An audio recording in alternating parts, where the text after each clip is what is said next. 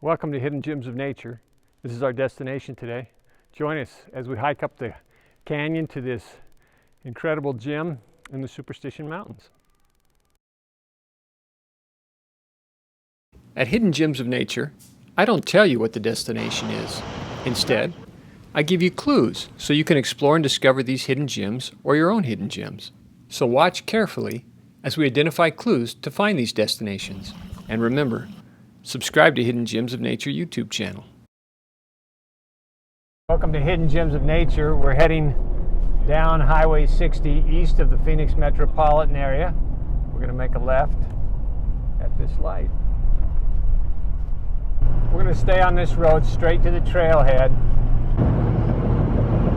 So we take the pavement right to the dirt road and then follow the dirt road to the trailhead. This road dead ends into a trailhead, but we're going to turn off the road prior to that trailhead and join the trailhead for our destination. Welcome to Hidden Gems of Nature. We're in the parking lot of our hike this afternoon. I'll have my daughter Olivia pan around the parking lot so you can see what the parking lot looks like.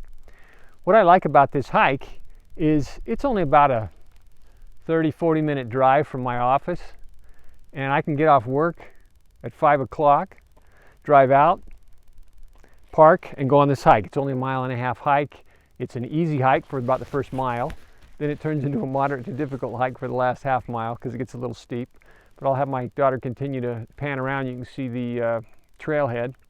So it's a quick hike you can do in the evening. In fact, that's what we're doing this evening. We're just going to do a quick hike up there, and then we'll come out at dusk. Great little hike. Join us as we explore and discover the hidden gems along this trail and at our destination today. What's kind of cool about this hike is you can see the destination right here from the trailhead. My daughter is zooming in so you can see exactly where we're going, and we'll take off in that direction. As I mentioned, the beginning part of this trail is relatively flat. It's a very easy hike for 3/4 of a mile to a mile, and the last half mile or so starts out with a little bit of a moderate elevation gain and then gets to a steep gain the last quarter mile. We get a little extra treat here along the way.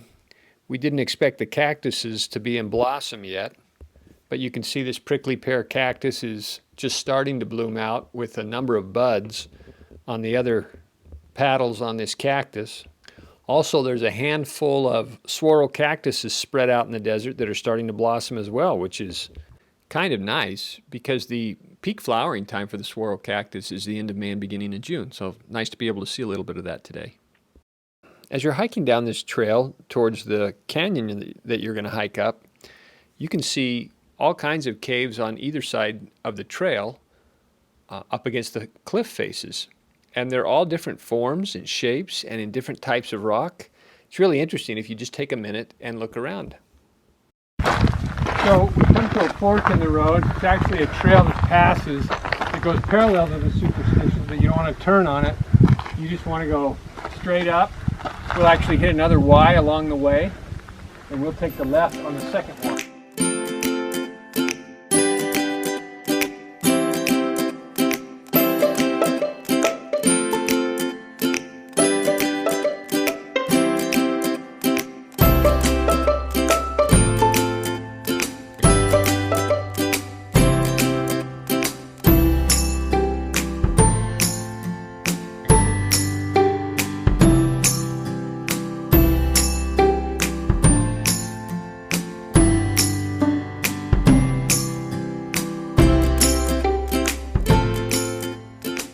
So we're coming to another Y in the trail. This is the second intersection.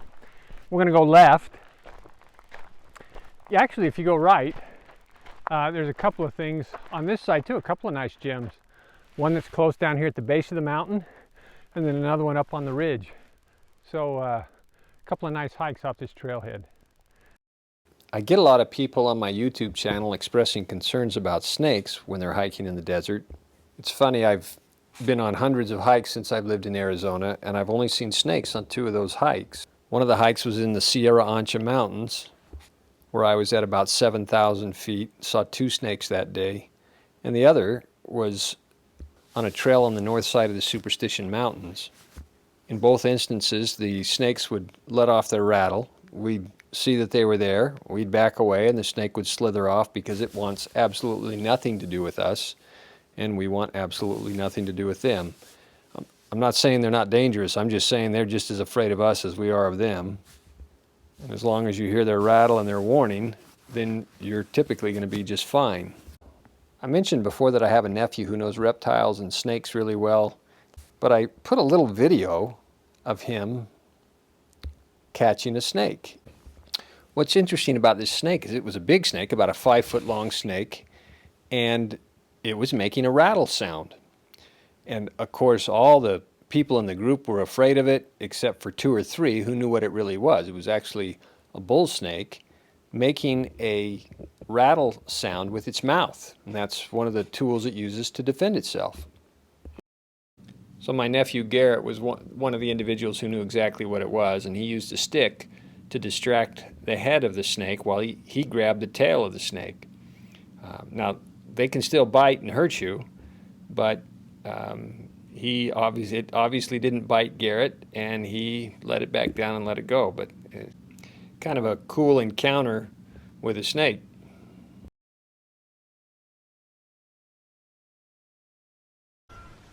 As you come around the corner, you're greeted with this canyon. And of course, there's our destination right there. We'll be there in a few minutes. Quite a landmark that stands over our destination. Pretty incredible views from the mouth of the canyon. See out over the valley. And there, in between those 2 crags, is the Phoenix metropolitan area, sitting right there below us.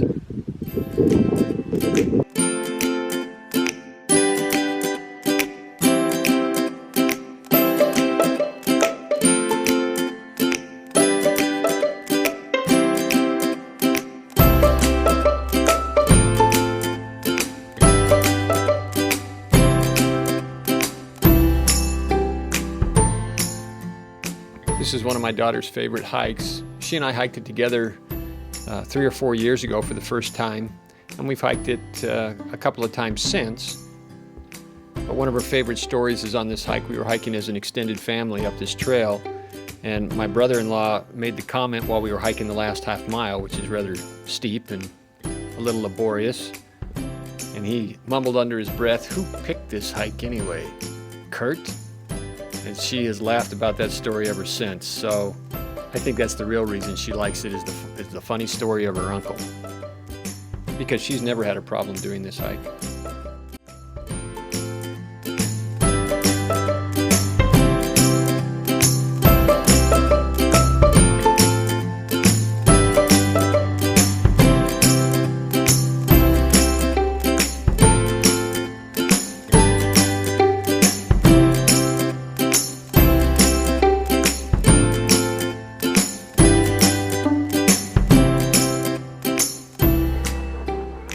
Come up to the cave, we're greeted with this little gym entrance. Everybody's focused on the wave, and I think these are the only spring flowers we've seen. Kind of a nice greeting as you enter into the cave. Everyone's so enamored with the destination because it is so unique and cool that there's actually some other places close to the cave that you can explore and discover. Literally right around the corner, a couple more little caves. Of course, they're not as spectacular as the one you've just hiked to. Still some interesting gems to explore and discover when you're out discovering hidden gems. This is our destination today. We've come up through the canyon. We're actually surprised on this trip that we actually saw some cactus blossoms. It's a little late in the year to see the spring flowers because it's the end of April. But it's a little early to see cactus blossoms. But we had the opportunity to see cactus blossoms and, of course, lots of rock formations. We're in the Superstition Mountains, so lots of cool rock formations along the way as well. Enjoy yourselves as you hike up this trail to this great destination.